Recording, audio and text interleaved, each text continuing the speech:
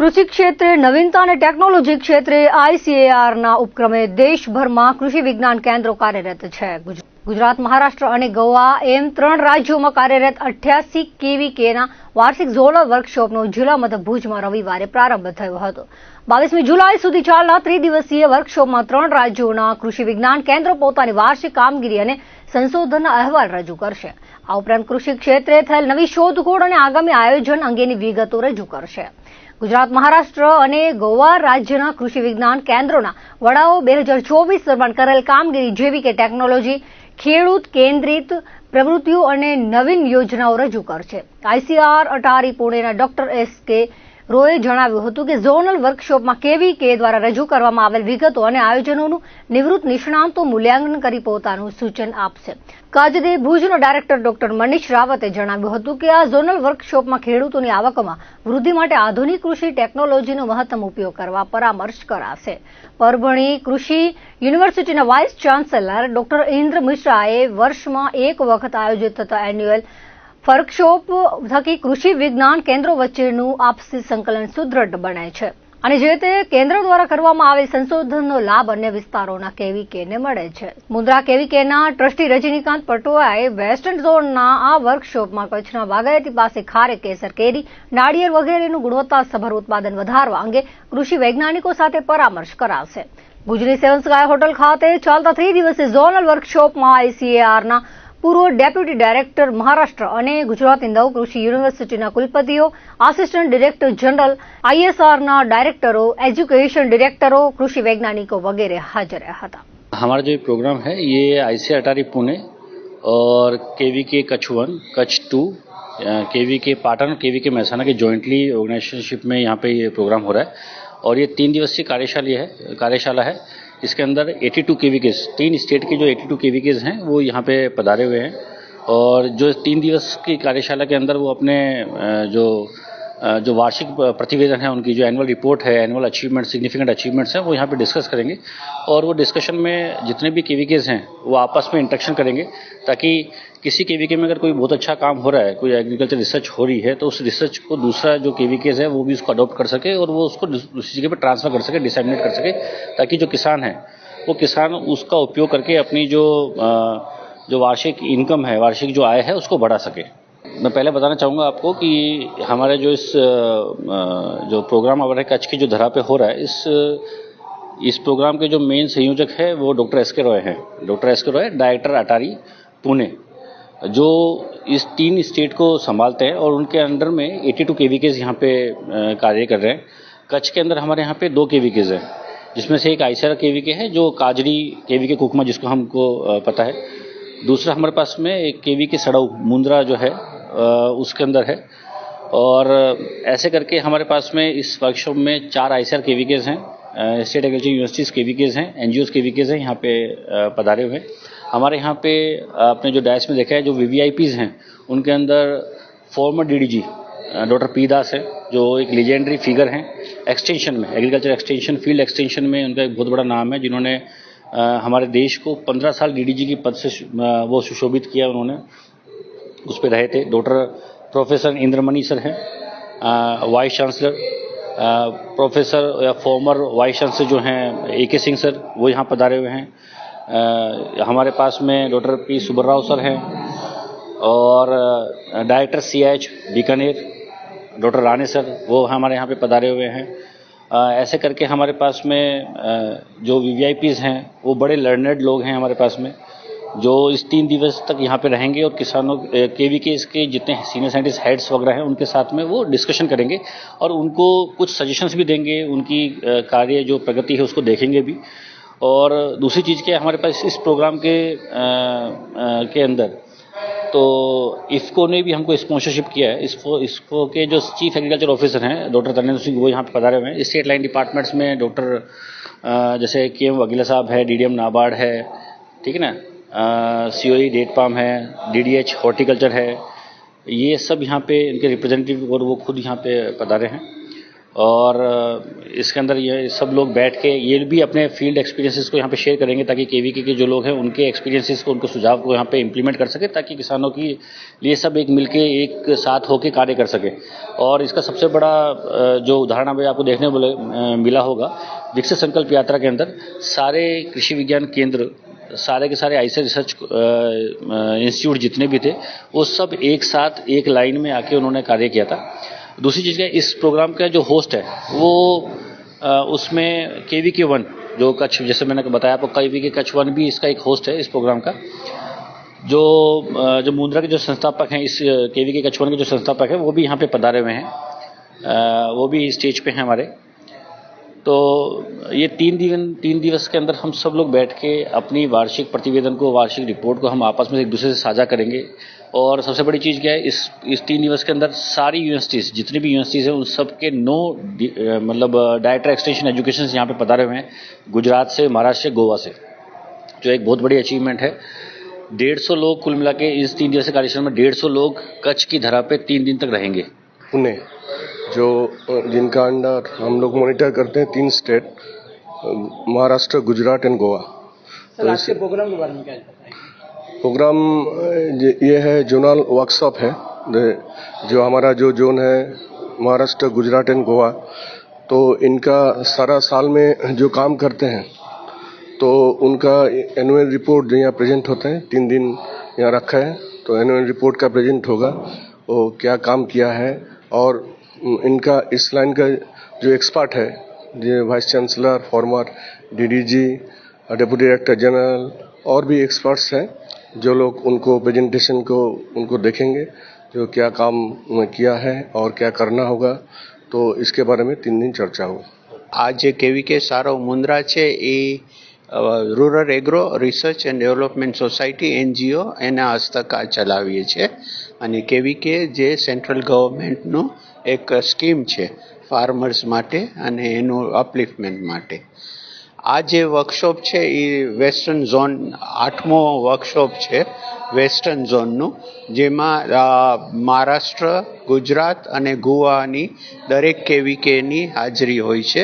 અને આ વર્કશોપમાં 3 દિવસના વર્કશોપમાં ખાસ કરીને જે કેવીકે બધી જે કામ કરી રહી છે એમાં શું આગળ વધી રહ્યા છે, કેટલું કામ કરી રહ્યા છે એનું પ્રેઝન્ટેશન છે અને ભવિષ્યમાં પણ એ લોકો શું કરવા માંગે છે એ બધું એનું જાણકારી અહીંયા કણે આપશે। અને વધુમાં ટેકનોલોજી, એગ્રીકલ્ચરમાં નવી જે કોઈ ટેકનોલોજી આવતી હશે એની પર જાણકારીની પ્રાપ્તિ થશે। અમે કચ્છના ખેડૂતોને કેવીકે હસ્તક ઘણી ટેકનિકલ જાણકારી અને ખેડૂતને લગતી ઘણી જાણકારીમાં આપીએ છીએ। અને હમણાં હાલમાં જ અમે કોકોનટ એટલે કે નારિયેળીના ઝાડ આપ્યા હતા, જે નારિયેળીના ઝાડ એક રોપા 500 રૂપિયાનો હોય છે, એ 1000 ઝાડનું અમે વાવેતર કરાવીએ છીએ અને એનું આવતા 4 વર્ષ સુધી એનું મોનિટરિંગ કરશું કે આ જે કોકોનટ એટલે કે નારિયેળીના છોડ છે એમાં કેવું ઉત્પાદન થાય છે, આપણી હવામાન કેવી અનુકૂળતા છે અને આપણી જમીન પર એને કેવી અનુકૂળતા આવે છે એનું બધું જાણકારી મેળવશું। આપ જેમ જાણો છો એમ ખારેકનું તો અમે આખું અહીંયા ટિશ્યુ કલ્ચર લેબોરેટરી પણ શાળો મુંદ્રામાં બનાવેલી છે અને ખારેકનું સંશોધન કેન્દ્ર પણ એક કુકમામાં છે અને એક મુંદ્રામાં પણ છે।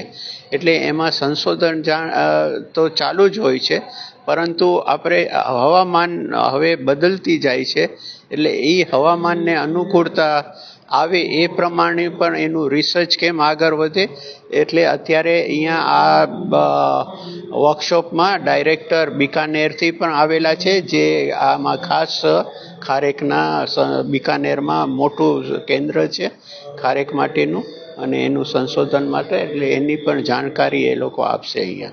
કેસર કેરીનું તો એવું છે કે એ અમે કેવીકે મુંદ્રા હસ્તક સારું એવું એનું જાણકારી એને કેમ આપણે બચાવી શકીએ અને કેમ એમાં રોગ ઉત્પન્ન ઓછા થાય અને ખાસ કરીને જેમ કે ગુજરાત સરકારનો અને કેવીકેનું પણ એ અભિગમ છે કે એમાં બને એટલું નેચરલ વાવેતર થાય, નેચરલ ઉત્પાદન થાય અને એમાં કોઈ પેસ્ટિસાઇડ્સ કે ગેસનો ઉપયોગ ના થાય એવું એ લોકો અમે પણ લોકો સુધી समझण આપીએ છીએ। ये जो zonal workshop 8th zonal workshop है अटारी पुणे का, जिसमें महाराष्ट्र, गुजरात और गोवा के जितने केबीके हैं उनके जो एनजीओ केबीके और जो यूनिवर्सिटी केबीके हैं, सारे के जो साइंटिस्ट हैं वो यहाँ आए हुए हैं।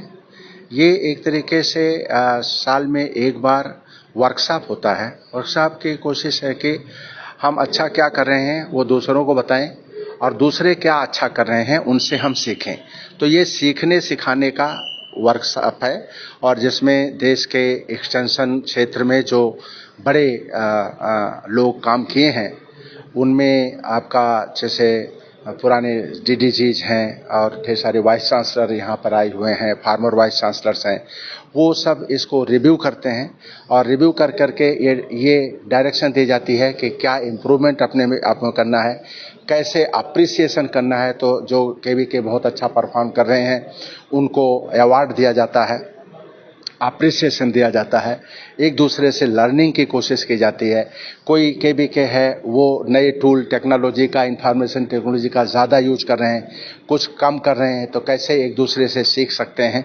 ये इसके लिए ये जो प्रोग्राम है। और केबीके हमारे जो agriculture education extension research system है भारत का, हम उसे कहते हैं NARES, national agriculture research extension and education system, जिसमें जो है 113 आईसीआर के इंस्टीट्यूट्स हैं और आज के दिन में 720 से ज़्यादा केबीके हैं और रिसर्च स्टेशंस हैं। उन सब के सिस्टम का जो यह निचोड़ है वो केबीके के थ्रू ही हम उस टेक्नोलॉजी को किसान तक पहुंचाते हैं। तो इसलिए केबीके को नई टेक्नोलॉजी से पूरी तरीके से वाकिफ होना और उनको फिर किस तरीके से नए एक्सटेंशन मेथडोलॉजी से वाकिफ होना और उसको सही तरीके से सुदृढ़ तरीके से किसान को करना, पहुंचाना, ये इस प्लेटफार्म का काम है। और उसके लिए ये आज जो मंथन हो रहा है ये हमारा जो है 3 दिन का ये प्रोग्राम है, 3 दिन का मंथन है और इस मंथन से जो ज्ञान गंगा निकलेगी वो सारे जो केबीके उसको आत्मसात करेंगे, उसको अप्लाई करेंगे और वो एक नए भारत, एक नई भारतीय कृषि का जो है प्रादुर्भाव होगा। और उसको करने के लिए ये सारा जो 3 दिन का कार्यशाला जो है की जा रही है। और मैं जो है ये केबीके जो इसको ऑर्गेनाइज कर रहे हैं, पटवा साहब हमारे साथ हैं, इनको मैं बधाई देता हूं कि इन्होंने इसको ऑर्गेनाइज किया है और वेस्टर्न जोन के ये सभी जो केबीकेज हैं उनके साथियों को हमारे यहाँ पर इकट्ठा किया है। ऐतिहासिक अंजार शहરના આંગણે સ્વામિનારાયણ મંદિર ખાતે વિશેષ હિંડોળાનું આયોજન કરાયું છે।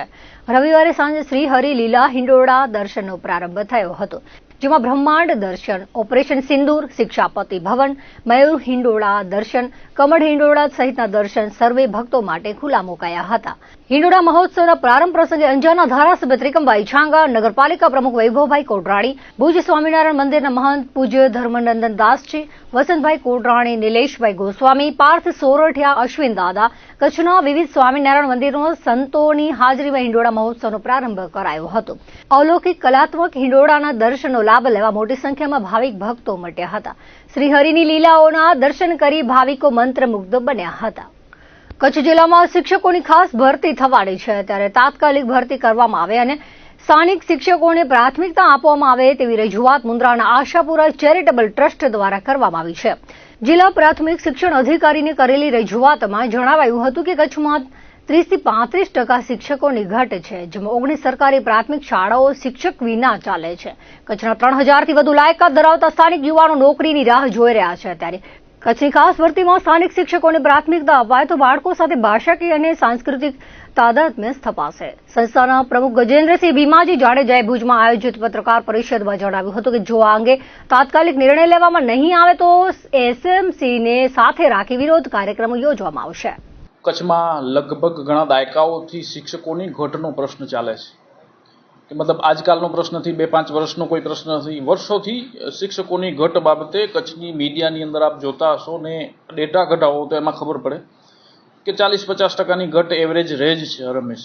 એના કારણે કચ્છનું શિક્ષણ દિવસે દિવસે નબળું થતું જાય છે. કચ્છના જે શિક્ષણની વાત કરું તો એ નબળા શિક્ષણના કારણે કચ્છના જે ઉમેદવારો છે એ કોઈ પણ સરકારી ભરતીની અંદર ઉમેદવારી નોંધાવે તો એની અંદર પાસ થતા નથી. મેઇન ખાસ કરીને આપણે પોલીસ વિભાગ હોય, વહીવટી વિભાગ સરકારી હોય યા શિક્ષણ ક્ષેત્ર હોય, સરકારી કોઈ પણ વિભાગની અંદર મૂળ કચ્છના માત્ર 5-7% વધીને 10% નોકરી કરતા આપને જોવા મળશે. એનું મુખ્ય કારણ જે દાયકાઓથી જે શિક્ષણ નબળું છે. પ્રાઇવેટ જે સેક્ટર છે કે ઉદ્યોગો એની અંદર પણ 2-5% માત્ર મૂળ કચ્છનાઓને નોકરી મળતી હોય છે. એનું પણ મોટામાં મોટું જો કારણ હોય તો શિક્ષણ કચ્છનું નબળું. અને આ કચ્છ સાથે વર્ષોથી થતો અન્યાય છે. કચ્છના મીડિયાએ, કચ્છના અમુક નેતાઓએ ઘણી વખત રજૂઆત કરી છે, તે છતાં આ બાબતે કોઈ પણ નિરાકરણ નથી આવ્યું. હાલનો પણ પ્રશ્ન આપણે કહીએ કે છેલ્લે બદલી થઈ શિક્ષકોની, તો નવી ભરતી ન થાય ત્યાં સુધી છૂટા ન કરવાની વાત આવીને એ રોકી દેવામાં આવી. અને કચ્છ માટે જે મીડિયાએ મુદ્દો ઉપાડ્યો કે તો એના બાદ કચ્છ માટે સ્પેશિયલ ભરતી અમે કરશું એવી જાહેરાત કરવામાં આવી. મુખ્યમંત્રીનો આભાર માનવામાં આવ્યો, સત્તાપક્ષનો આભાર માનવામાં આવ્યો. પણ છેલ્લે થયું શું કે ગુજરાતની જે સામાન્ય ભરતી છે એની અંદર કચ્છને બાકાત રાખી દેવામાં આવ્યું. 13,500ની ગુજરાતની અંદર ભરતી થઈ ગઈ. ત્યાંના શિક્ષકો 2 દિવસ પહેલા પોતાની શાળાઓની અંદર હાજર પણ થઈ ગયા, પણ કચ્છની અંદર કચ્છની સંખ્યા 0-0 દેખાડીને કચ્છને એકદમ સાઈડમાં રાખી દેવામાં આવ્યો. 4100ની જે ભરતી છે એની પ્રક્રિયા હજી સુધી કોઈ પણ રીતે ચાલુ નથી થઈ. જે બાબતે પણ અમે માંગ કરશું કે ભાઈ તારીખ આપો, તમે 4100ની ભરતી ક્યારે કરવાના છો. અને મૂળ ઘટ 4800ની છે, એની સામે 4100ની ભરતી, એના બાદ 1000 શિક્ષકો એવા છે જે આ લોકો નવા આવશે તો એ છૂટા થશે. તો એ બાબતની પણ કોઈ પ્રક્રિયા યા કોઈ કરવાનું નથી. છેલ્લે વરી 35-35% ઘટ કચ્છની અંદર રહેશે. તો એ બાબતે અમે શરૂઆત કરી છે. આજે જિલ્લા પ્રાથમિક શિક્ષણ વિકાસ અધિકારીને અમે આવેદન આપશું. જિલ્લા વિકાસ અધિકારીને પણ આવેદન આપશું. એ બાબતે રજૂઆત કરશું. જો આ પ્રશ્નનું નિરાકરણ તાત્કાલિક નહીં થાય તો આવનારા સમયમાં અલગ અલગ અમારા આયોજનો છે. આવતા સોમવારે કલેક્ટરશ્રીને, આખા કચ્છને જે પણ જાગૃત નાગરિકો છે, જે પણ ચૂંટાયેલા પ્રતિનિધિઓ છે યા એસએમસીના પ્રમુખ છે, બધાને ભેગા કરીને આવેદન આપશું કે અને માંગ સાથે જો તોય પણ નિરાકરણ નહીં થાય તો સ્કૂલો બંધ રખાવાનું પણ આહવાન કરશું અને એના સિવાય આગળની રણનીતિ ભવિષ્યમાં તૈયાર કરશું. ખાસ કરીને એક પ્રશ્ન છે, હજુ સુધી ભરતી નથી રહી તો હવે આપણે ભૂતકાળનો અનુભવ છે, જેમ અત્યારે 3 લાખ રૂપિયા ઓલામાં એનું બોન્ડ છે, તો અમે આ વાત અગાઉ પણ શિક્ષણ વિભાગમાં કરી છે કે 10 લાખ રૂપિયા કચ્છમાં નિવૃત્તિવાળી જે સ્કીમ છે 4100ની, એનું બોન્ડની ક્યાંય વ્યવસ્થા નથી. તો બોન્ડ તો હોય તો જરા એને વજન લાગશે અને જલ્દી એ નીકળી લે, નકર રિઝાઇન કરીને પણ નીકળી જશે. બીજે ભરતી થશે ત્યારે અહીંયા રિઝાઇન કરશે. તો હાલત તો એવી રહેશે. એટલે 10 લાખથી નીચેનું કોઈ બોન્ડ ન હોવું જોઈએ. બોન્ડ હોય એના માટે તમે શું પ્રયત્ન કરો? આમાં એવું થાય છે કે આ જે પ્રશ્નનો નિરાકરણ માટે મૂળ કચ્છના જે પણ ઉમેદવારો છે એને કોઈને કોઈ રીતે છૂટછાટ આપી અને ભરતી કરવી જોઈએ. કારણ કે પહેલા 10 વર્ષનું બોન્ડ હતું જે 4 વર્ષમાં તૂટી ગયું. કોઈ પણ બોન્ડ બનશે તો જેટલા પણ શિક્ષકો અહીંયા નિમણૂક થશે એ બધા પોતાનું સંગઠન બનાવી અને પોતાના જિલ્લા ફેરની વાત કરશે. જો સરકાર નહીં માને તો કોર્ટમાં જઈને પોતાની વાત કરશે. તો આ જે નિમણૂક ત્યાં નિવૃત્તિવાળી વાત છે એનો છેદ ઉડી જશે. ભૂતકાળમાં ઉડી ગયો છે. આપણે 1 લાખ કરોડ વાર્ષિક રેવન્યુ આપતો કચ્છ ને બદલામાં કંઈ મળતું નથી. એનો મૂળ જવાબદાર જે સુષુપ્ત કચ્છની પ્રજા અને હાથ બાંધીને ભિખારીની જેમ ભીખ પણ નથી માગી શકતા એવા કચ્છના તમામ રાજકારણીઓ, એ પછી ગ્રામ પંચાયતનો સદસ્યથી કરી અને લોકસભાના સદસ્ય સુધી તમામ એ બધાએ જવાબદાર છે. ખાસ કરીને કચ્છની પ્રજા પણ જવાબદાર છે કે પોતાની વાત, પોતાના પ્રદેશની વાત ન કરનારા પ્રતિનિધિઓને ચૂંટે છે. એટલે તમામ જવાબદાર છે. જ્યાં સુધી કચ્છ જાગૃત નહીં થાય ત્યાં સુધી આ પ્રશ્નનું નિરાકરણ નહીં આવે. શાળા પ્રવેશોત્સવ ઉજવવા આ મોટા મોટા તાયફાઓ છે, હકીકતમાં એનો કોઈ સારો કોઈ ઉદ્દેશ્ય નથી, એનાથી કોઈ ફાયદો થતો નથી. શિક્ષકોની ઘટ નિવારે કરોડોના ખર્ચા કરે છે, પણ મૂળ મુદ્દો છે શિક્ષકોની ઘટ નિવારો. પ્રવેશોત્સવ કરીને પ્રવેશ કરાવીને તમે કરવાના શું છો? ત્યાં તો વિદ્યાર્થીઓ જઈને બેસવાના જ છે. 100 શાળાઓ એવી છે જેની અંદર એક પણ શિક્ષક નથી. અનેક એવી શાળાઓ છે માત્ર એક શિક્ષક છે, અને એક શિક્ષકને 100 થી 140 થી વધારે પ્રકારની પ્રવૃત્તિઓ કરવાની હોય છે શિક્ષણ સિવાય. તો શિક્ષક ભણાવશે ક્યારે? શિક્ષકોની ભરતી કરો, શિક્ષકોનો પ્રવેશ કરાવો, બાળકોનો પ્રવેશ પોતે થશે, વાલીઓ પોતે કરાવશે. એટલું તો પછી આ પ્રદેશ આખો જાગૃત છે કે શિક્ષણ બાબતે જબરજસ્તી યા પકડીને પ્રવેશ કરાવવાની જરૂર નથી. સરકારી શાળાઓની અંદર સરકારે ફંડ આપી ખર્ચ કરવાનો છે, બિલ્ડિંગો ઊભી કરવાની છે, શિક્ષકો આપવાના છે, વ્યવસ્થાઓ પૂરી કરવાની છે. એટલે બહુ મોટો જે ખર્ચ છે એ સરકારી શાળાઓની અંદર આપવાનો છે, કારણ કે ફ્રી એજ્યુકેશન છે. જો એની બદલે પ્રાઇવેટ સ્કૂલો ને જો કદાચ વધારે થાય તો એમાંથી તો સામે ફંડ આવવાનું છે. તો કદાચ એ પણ હોઈ શકે, યા તો કચ્છ આખાને કઈ રીતે, કારણ કે ઔદ્યોગિક ક્રાંતિ કચ્છની અંદર છે અને રોજગારી માટે પણ કચ્છી નથી બોલી શકતો. એનું કારણ છે કે એજ્યુકેશન નથી. તો એજ્યુકેશનની રીતે આપે મને એક વાત કરી હતી કે શિક્ષણ એ સિંહણનું દૂધ છે, જો પીએગા વો ગરજેગા. એ ગર્જના બંધ કરાવવાની માનસિકતા છે, શું છે કંઈ સમજાતું નથી. તો દર્શક મિત્રો, આવતા ત્યાર સુધીના કચ્છ ટીવી સમાચાર ફરી મળીશું નવા સમાચારો સાથે, નવી અપડેટ સાથે. ત્યાં સુધી મને રજા આપશો. નમસ્કાર.